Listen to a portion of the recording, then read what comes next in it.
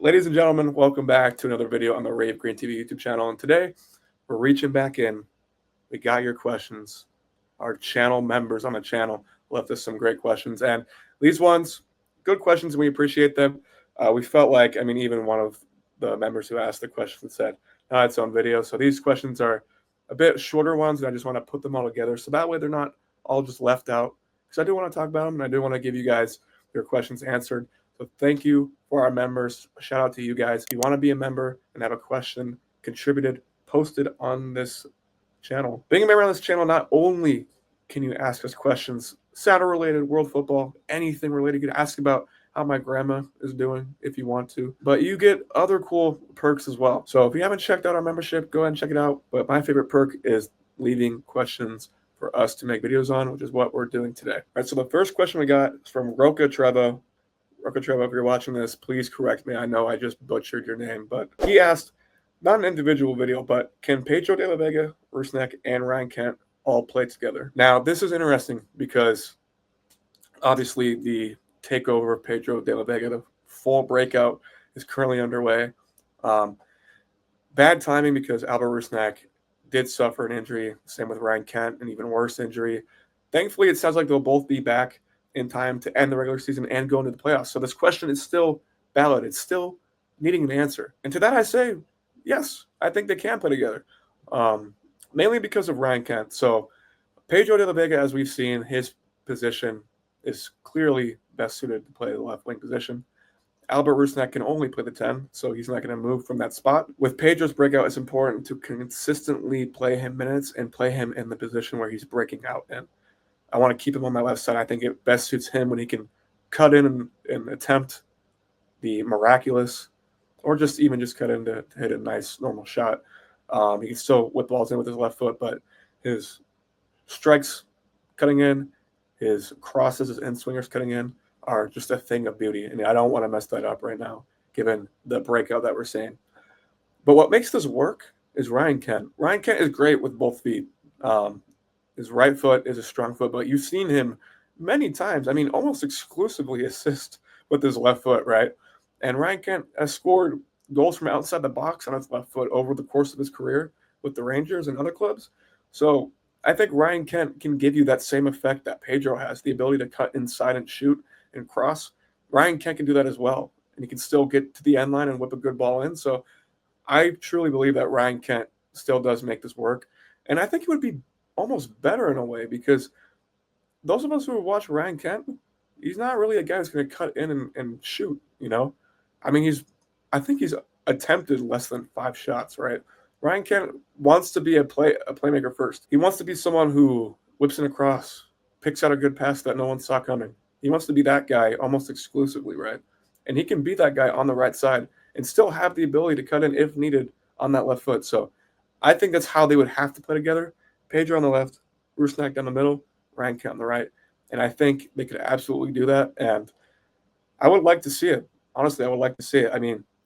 For the most part, Jesus Ferreira's had a strong performance out on the right. So if we start to see Ferreira's play kind of fall off a bit towards the end of the year, I'm totally cool with Ryan Kent coming in, especially in the playoffs. Like, I want to keep Pedro de la Vega on the field. I don't want to sub Pedro out and put Ryan Kent in the biggest moments. Jesus Ferreira, not a guy for the big moment. You see when he played it in the World Cup, biggest moment of his career, absolutely snuck it up. In the playoffs, not a known elite producer, So we could see a world where Ryan Kent comes in for Ferreira if he's struggling, and we see that de la Vega, Rusnak, Ryan Kent combination. And I personally would love to see that. The final 2 questions of the video both come from Curtis Chad. Shout out Curtis, absolute go-to member on the channel. The first question he asked is, why is Clint Dempsey our biggest signing after over a decade? That, my friend, is a very simple answer. It's the change in ownership. If you look into articles back in the day when we signed Clint Dempsey, specifically like how did this move happen, what took place, what were the conversations like, it seemed heavily carried by, number one, the MLS wanted to make this move happen, right? But also, number two, our old majority owner, Joe Roth. When you read articles, it's clear as day that Hanauer was the one who didn't really want, obviously he will say he wants the move, but didn't really want to financially contribute, didn't think it was possible, didn't want to, take it that seriously. But Joe Roth was the dreamer who had big eyes on this move happening and wanted to make it happen at all costs. And it's the biggest move the Sounders have ever made, still to this day, and probably the biggest move that we will ever make, to be honest with you. Getting that profile of a player to come to Seattle. I mean, we could see something bigger, but I doubt we see that for a long time. And I think that's just a clear, easy answer. I mean, we had Joe Roth as the majority owner. He was willing to do whatever he could to make it happen. And he made the spectacular happen. And now that he's gone, we don't really see super crazy moves like that, really happen anymore. And we probably won't. And that's the answer to that question. And then the last and final question, also from Curve's chat, is biggest surprise player of 2025. So for me, out of those three names, let's start individually, right? We got the Moose, Danny Musovski. I mean, before the season started, he seemed more likely to be a cut candidate than to have the type of run that he's having now. I mean, truly, when you talk about bottom of the barrel, rising to the top, absolutely phenomenal stuff from the Moose. As I record this video, 22 games, 10 goals. I mean, that's a fantastic rate for your backup striker.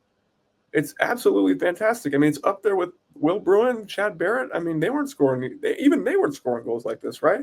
Even Jordan Morris, he's on pace to beat Jordan Morris' personal best of 13 regular season goals, 14 when you include playoffs.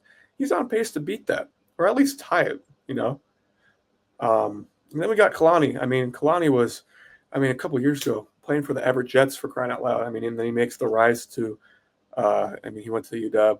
He might have played for Ballard, but anyways, nonetheless, goes to Defiance, comes to the Seattle Sounders, and becomes one of the key contributors off the bench, an absolute flash in the pan for this team. And, he really looks like a game changer when he comes on. I mean, making runs that Alex Roldan wouldn't make from right back, driving at the defense in a way that Alex Roldan wouldn't do. Kalani is an absolute animal, and I hope he gets more and more playing time, whether it's at right back, whether it's like coming on as a defensive sub at right mid, which is an underrated Brian Schmetzer sub, by the way.